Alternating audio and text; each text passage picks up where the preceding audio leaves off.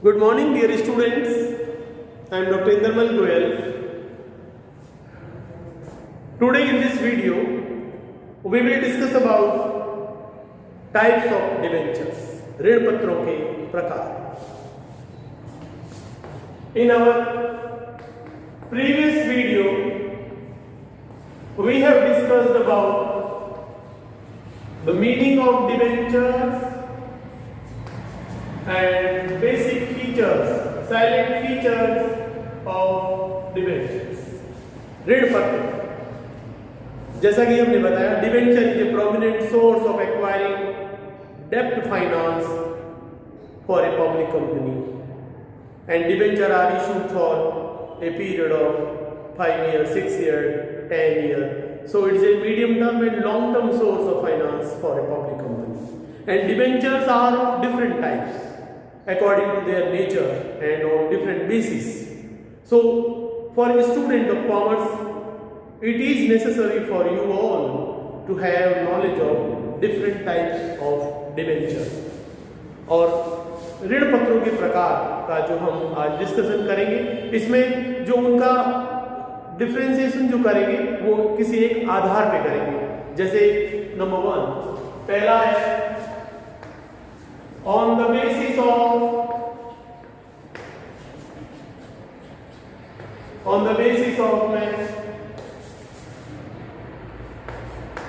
Security, सुरक्षा के आधार पर. सिक्योरिटी में इसके आधार पे दो तरह का हो जाएगा, secured and unsecured. Secured debentures, Hindi में बोलते हैं सुरक्षित ऋण पत्र. सुरक्षित कैसे होंगे? Debenture holder are creditor of the company and they will be secured if the company at the time of issue of prospectus regarding issue of debenture, it has clearly mentioned that these debenture holders will have charge against a particular assets of the company. So then they are called as secured debenture. In case of winding up of the company, when the assets, that particular assets will be sold, then the amount realized will be used for repayment to these debenture holders. सुरक्षित ऋण पत्र यानी कि ऐसे ऋण पत्र जिनका निर्गमन के समय कंपनी ने प्रविवरण में यह बात स्पष्ट रूप से लिख दी थी कि यदि कंपनी का समापन होता है तो किसी एक विशिष्ट संपत्ति को बेचने से जो सेलिंग प्राइस मिलेगी उसका उपयोग इन ऋण पत्र धारकों का पेमेंट करने में, रीपेमेंट करने में किया जाएगा. तो ऐसे ऋण पत्रधारी सुरक्षित ऋण पत्र कहलाते हैं, सिक्योर्ड डिबेंचर कहलाते हैं. इसके अगेंस्ट में दूसरा है unsecured debenture. Unsecured debenture Hindi में बोलेंगे असुरक्षित ऋण पत्र. तो इसका जैसा अपोजिट हो जाएगा. If at the time of issue of debentures by a public company, no charge is created against a particular assets of the company, then such debenture holders will be called as unsecured debenture holders. असुरक्षित लेनदार, क्योंकि इनको तो फिर पैसा तभी मिलेगा जब कंपनी का समापन होता है. तो ऑर्डर ऑफ पेमेंट में सारे जो प्रेफरेंशियल क्रेडिट का पेमेंट होता है, फिर पार्टली सिक्योर्ड क्रेडिट का होता है, फुल्ली सिक्योर्ड क्रेडिट का होता है, पार्टली सिक्योर्ड का होता है, फिर अनसिक्योर्ड क्रेडिट का होता है. हाँ, इनको जो है ना प्रेफरेंस शेयर होल्डर से और इक्विटी शेयर होल्डर से तो पहले ही पैसा मिलेगा, लेकिन इनके लिए कोई एसेट्स का स्पेसिफिकली प्लेस्ड या जो है ना चार्ज नहीं लगाया गया है, इसलिए इनको असुरक्षित लेनदार कहते हैं. दूसरा है number 2 on the basis of registration. पर नियत के आधार पर, on the basis of registration. Registration means जब किसी डिबेंचर होल्डर का नाम कंपनी के डिबेंचर होल्डर्स के रजिस्टर में लिखा हुआ है या नहीं लिखा हुआ. अगर कोई कंपनी अपने डिबेंचर होल्डर का पूरा बायोडाटा, पूरा एक रजिस्टर मेंटेन करती है और उसमें जो व्यक्ति होल्डर होता है डिबेंचर का उसका नाम लिखा हुआ होता है, कंपनी को पता होता है कि आज की डेट में उस डिबेंचर का होल्डर कौन है और अगर ये कंपनी कहते थे कि अगर आपको ट्रांसफर करते हैं डिबेंचर एक व्यक्ति दूसरे व्यक्ति को, तो पहले कंपनी को इंटीमेट करेंगे, एक पूरी फॉर्मेलिटी पूरी होगी, उसके बाद में ही आप ट्रांसफर कर सकते हैं और आप एक वैलिड होल्डर ऑफ डिबेंचर बन सकते हैं, तो फिर वो रजिस्टर्ड डिबेंचर कहलाएंगे। तो इसमें on the basis of registration there are two types of debenture. Number 1 is registered debenture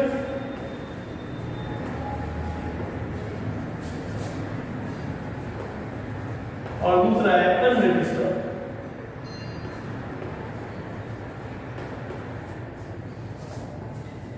unregistered debenture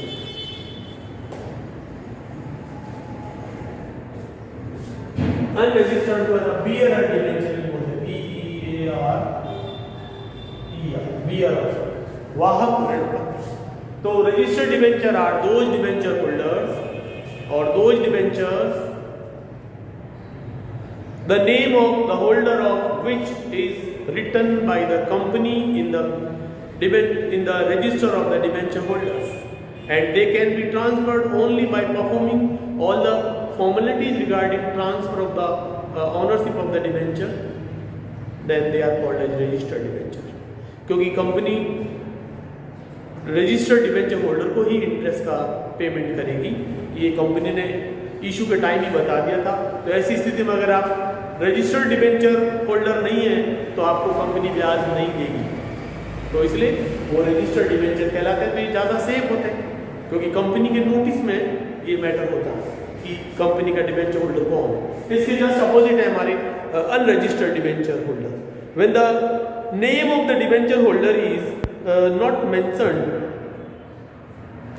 in the register of the debenture holder and company is not maintaining the record of all the debenture holder, then it will be called as unregistered or bearer debenture. Thank you. Third point. Next is on the basis of right of repayment. On the basis of right of repayment,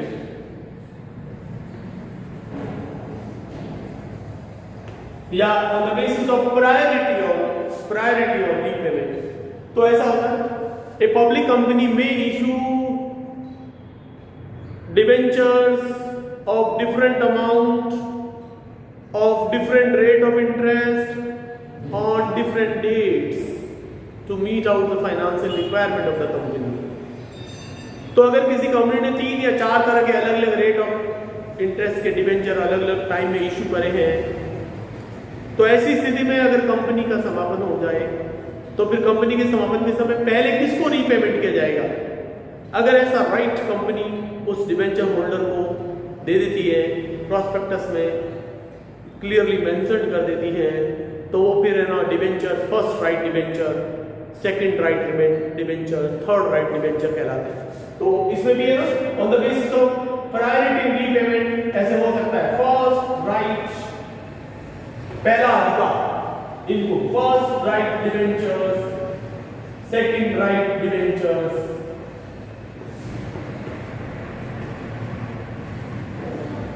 तो ये third right debenture ऐसे हो सकता है। तो अगर आप first right रखते हैं तो आपका पेमेंट पहले होगा और पूरा भुगतान प्राप्त होने की पूरी संभावना होगी। अगर आपका थर्ड या फोर्थ राइट है और क्रेडिटर को पूरा पेमेंट नहीं हो पाता है तो आपको कुछ पैसा डूबने का चांस होगा। लेकिन फिर भी जो भी डिबेंचर है, भले वो कौन सा राइट हो, फर्स्ट हो, सेकंड हो, थर्ड हो, they will certainly get the repayment of amount of debenture before repayment to preference share holder and equity share holder. तो ये on the basis of right of repayment हो गया। First right debenture, second right debenture, प्रथम अधिकार, द्वितीय अधिकार, फिर fourth है on the basis of convertibility,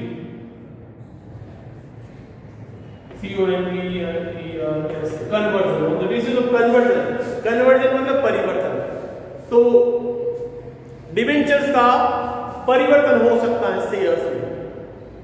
तो on the basis of conversion यानी कि किसी कंपनी के इक्विटी शेयर का बाजार भाव बहुत ज्यादा होता है, अगर वो कंपनी एक हाईली प्रॉफिट मेकिंग कंपनी है, तो 10 रुपये का जो एक शेयर है वो कंपनी का 200 रुपये, 300 रुपये, 500 रुपये, 1000 रुपये का हो सकता है।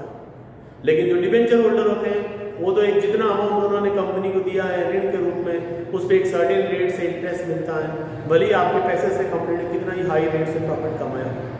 तो जब कंपनी ऋण पत्रों के निर्गमन के समय एक ऐसा कमिटमेंट करती है कि अगर आप 5 ईयर के लिए कंपनी के डिबेंचर खरीदते हैं तो आफ्टर 5 ईयर आपका जो पूरे डिबेंचर है या आधे डिबेंचर है वो कंपनी के शेयर में कन्वर्ट कर दिए जाएंगे।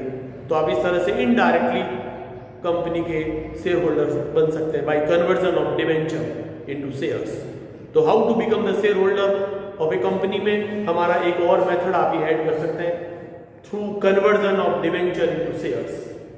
तो ऐसा प्राय हाईली प्रॉफिट मेकिंग कंपनीज के लिए होता है और जो एक indirect way of transferring the debenture into share हो गया। तो इसलिए on the basis of conversion भी डिबेंचर है ना वो दो तरह का है, वो convertible debenture CONVERTIBLE convertible debentures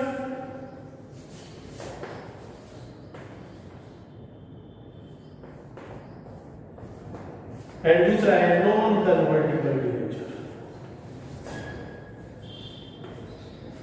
non convertible debenture Hindi में कन्वर्टिबल मतलब परिवर्तनशील ऋण पत्र। ऐसे ऋण पत्र all those debentures the holder of which will have right to convert them into equity shareholder according to the commitment of the company, then it is called as convertible debenture। यानी कि if the company has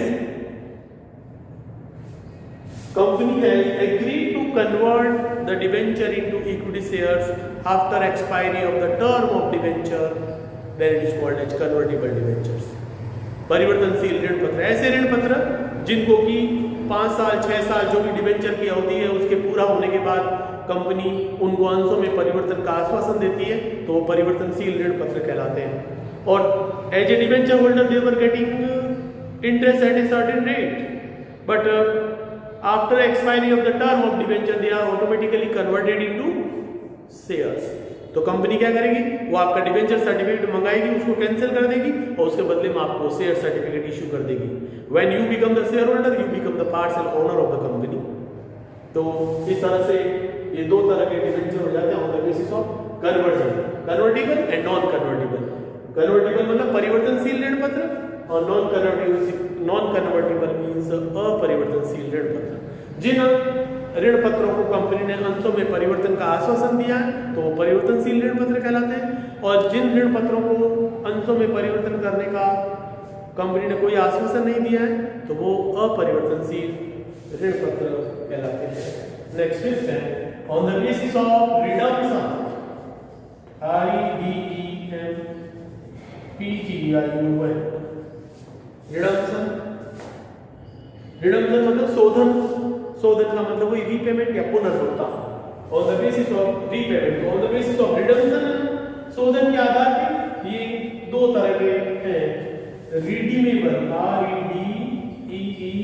REDEMABLE redeemable debentures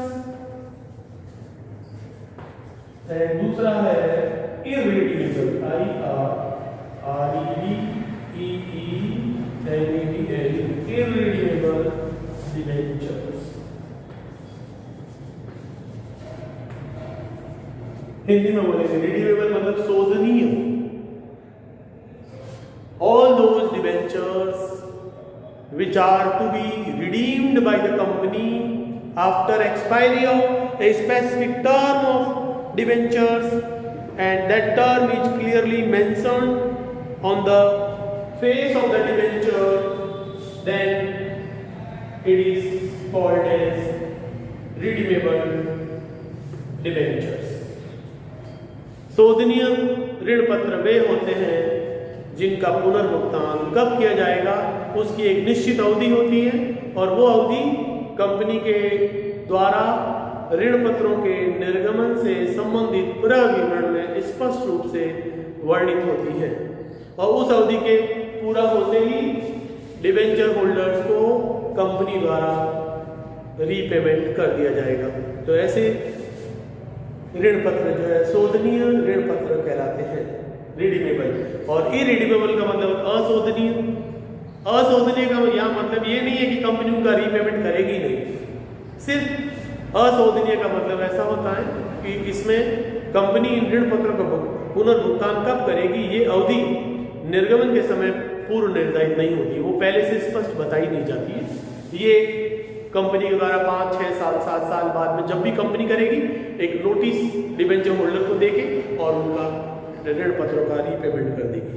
तो irredeemable debentures are those debentures the date of repayment of which is not clearly mentioned in the prospectus regarding issue of debentures. What is prospectus? Prospectus is a written invitation to the public as a whole to subscribe in shares or debentures of a public company. तो prospectus मतलब प्रविवरण, और प्रविवरण एक तरह से invitation letter होता है, किसी एक व्यक्ति विशेष को नहीं होता है, क्योंकि पब्लिक कंपनी पूरी पब्लिक ही होती है। इसलिए जब भी पब्लिक कंपनी होती है वो सारे प्रोस्पेक्टिव इन्वेस्टर्स हैं उनको एड्रेस करती है, क्योंकि एक पब्लिक कंपनी का शेयर होल्डर में कोई भी व्यक्ति बन सकता है, कोई भी व्यक्ति उसके शेयर खरीद सकता है। तो वो एक जनरल इन्विटेशन की तरह पब्लिक में ये इशू किया जाता है, तो इसलिए उसको प्रोस्पेक्टस को एक पब्लिक इन्विटेशन बोलते हैं, सार्वजनिक निमंत्रण सभी को। whosoever is interested, whosoever is having surplus money, whosoever want to invest their saving in security, then they can react on the prospectus of the company and they can subscribe in, they can apply for the purchase of share and debenture of the company, then it is invitations to the public as a whole. तो ये on the basis of redemption पुनर्भुगतान के आधार पे दो तरह हो गया, right? Redeemable, irredeemable, शोधनीय और अशोधनीय। शोधनीय मतलब वो होंगे जिनका भुगतान एक निश्चित अवधि के बाद किया जाता है, वो अवधि पहले से ही पता होती है at the time of issue.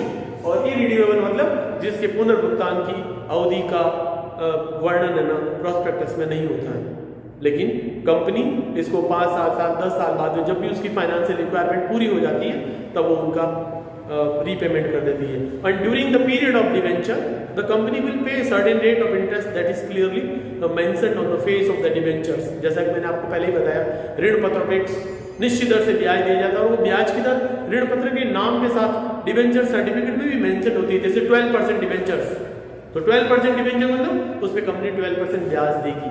और ऐसा ही प्रेफरेंस शेयर के बारे में भी होता है, 11% प्रेफरेंस शेयर, 14% प्रेफरेंस शेयर, मतलब इन पे 14% से कंपनी डिविडेंड देगी।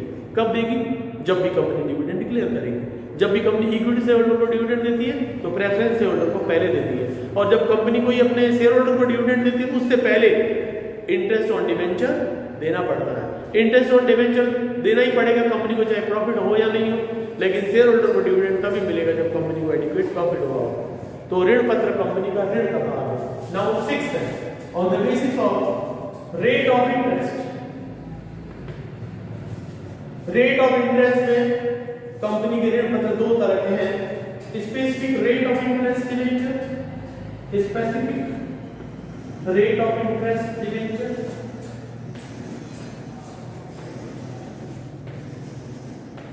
और दूसरा होता है zero coupon, zero coupon, COUPEN, zero coupon interest, zero coupon debenture.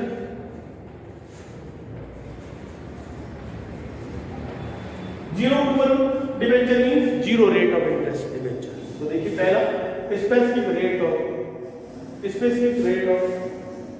Interest, rate of interest, specific rate of interest debentures, यानी कि जब एक कंपनी के द्वारा प्रविवरण के निर्गमन के समय इस बात की स्पष्ट व्याख्या होती है कि कंपनी ऋण पत्र धारकों को कितना % ब्याज देगी, और वो ब्याज की दर भी डिवेंचर्स के सर्टिफिकेट पे लिखी हुई होती है, तो वो हमारे स्पेसिफिक रेट ऑफ डिवेंचर कहलाते हैं, specific rate of interest debenture कहलाते हैं, विशिष्ट ब्याज दर वाले ऋण पत्र। तो the rate of interest payable on the debenture is the main attraction for the investors, prospective investors, and public company generally pay certain slight higher rate of interest than fixed deposit in a public sector bank, so that more amount can be invested by the prospective investors in the debenture of the company. क्योंकि एक public company में सरकारी bank में जमा कराने, सरकारी bank में FD कराने की बजाय डिबेंचर में कराना थोड़ा रिस्की होता है, इसलिए उस रिस्क को कंपनसेट करने के लिए एक पब्लिक कंपनी के द्वारा दी जाने वाली ब्याज की दर बैंक में जमा पर मिलने वाले ब्याज की दर से थोड़ी ज़्यादा होती है, so that public investors can be attracted. तो स्पेसिफिक रेट ऑफ इंटरेस्ट में ब्याज की दर निश्चित होती है, प्रोस्पेक्टस में भी इसकी वर्णन होता है और डिबेंचर सर्टिफिकेट में भी वो लिखी भी होती है, तो वो विशिष्ट ब्याज दर वाले ऋण पत्र कहलाते हैं। और इसके अगेंस्ट में जीरो कूपन डिबेंचर या नो इंटरेस्ट डिबेंचर, यानी कि ऐसे डिबेंचर जिसके लाइफ टाइम 5 ईयर 6 ईयर में कंपनी द्वारा कोई ब्याज नहीं दिया जाता है, तो फिर क्या लोग खरीदेंगे डिबेंचर? हाँ, फिर भी खरीदेंगे। क्यों? क्योंकि zero coupon debenture are issued at substantial discount and that discount will be considered as interest on the life time of the debentures. यानी कि ऐसे ऋण पत्र जो कंपनी द्वारा बहुत ऊंची बट्टे की दर पर जारी किए जाते हैं और जिसका रीपेमेंट फेस वैल्यू पर किया जाता है after expiry of specific term, तो ऐसी स्थिति में कंपनी को ऋण पत्रों के जीवन काल में कोई ब्याज नहीं देना पड़ेगा। जैसे मान लो अगर ये कंपनी 10,000 रुपये फेस वैल्यू का डिबेंचर इशू करती है 5 ईयर के लिए, तो वो डिबेंचर 10,000 रुपये का है जिसका रीपेमेंट कंपनी 5 ईयर के बाद में करेगी, लेकिन at the time of issue of such debenture only 6,000 is charged from the investors. 4,000 कम लिया, जो 4,000 जो कम लिया वो ऑटोमेटिकली इंटरेस्ट हो गया 5 ईयर के लिए, तो ये डिस्काउंट हो गया। 10,000 का डिबेंचर 40% डिस्काउंट पे जारी करा, आपको 10,000 का डिबेंचर दिया और आपसे लिए इसे 6,000 रुपये, तो ये 4,000 रुपये का जो डिस्काउंट है 40% डिस्काउंट है, it is substantial amount of discount and that discount is to compensate interest payable on debentures.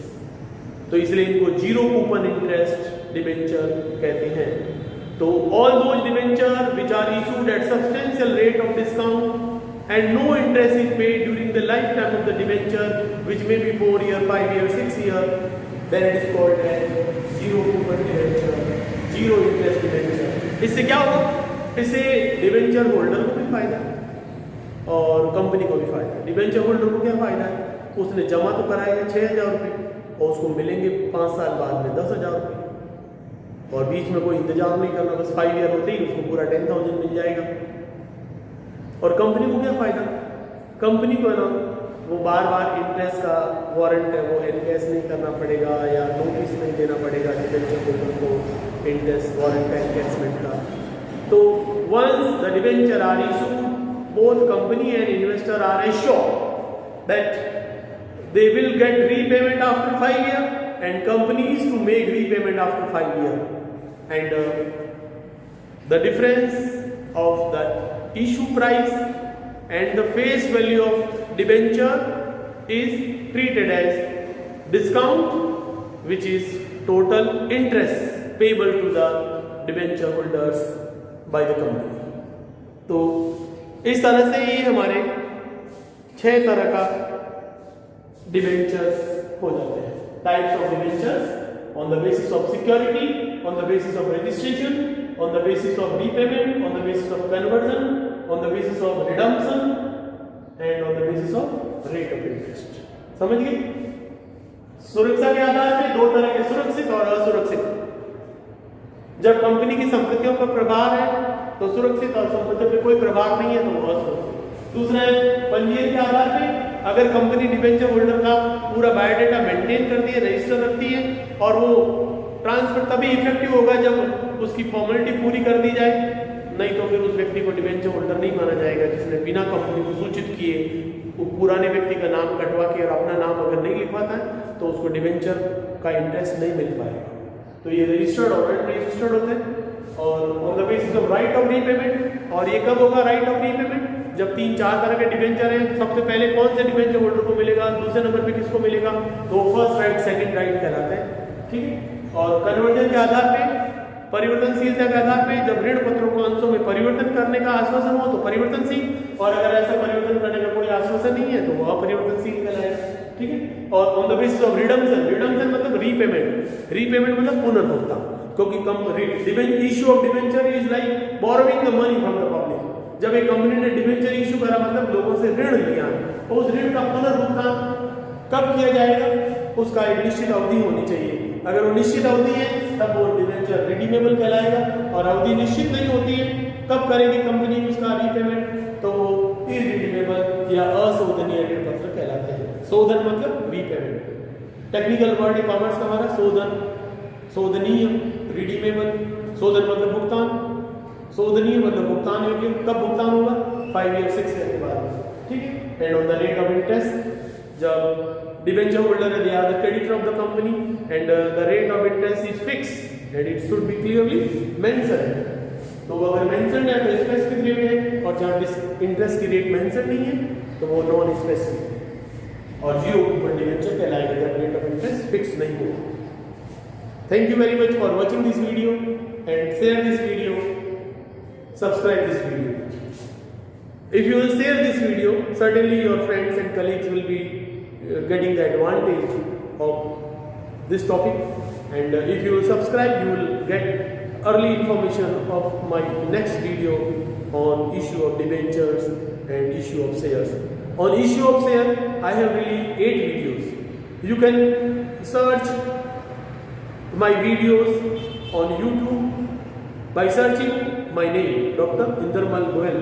अगर आप लिखकर YouTube पे सर्च करेंगे तो मैंने अभी तक 11th and 12th के लिए, कॉमर्स के बेसिक कॉन्सेप्ट के लिए, और BBA, BCom और MBA में भी, CA, CS सब प्रोफेशनल कोर्सेज में भी ये सारे कंटेंट है वो काम के हैं। तो अगर आप ये सर्च करेंगे तो you will get my all videos. तो आप है ना ये इसको समझें अच्छी तरह से, और मैं जो वीडियो आपको भेज रहा हूँ उसको पूरा वीडियो को देखें, और जब मैं समझा रहा हूँ तो आप भी इसको अपने कॉपी में भी लिखें, क्योंकि लिखने से एक बार अगर आपने लिख दिया तो आधा वैसे ही आपको समझ में आ जाता है और याद हो जाता है। और जो मैं समझा रहा हूँ इसे आप समझे भी, बुक में भी पढ़ें, और अपने मैंने जो ये समझाया है ये सारा अपने रजिस्टर में नोट कर लें, क्योंकि it's very important from the exam point of view and for the higher education point of view, ठीक है। In my next video we will discuss about the difference between share and debentures, और उसके बाद में हम इससे related accounting entries करेंगे, accounting entries related to issue of debentures, ठीक है। Thank you very much, god bless.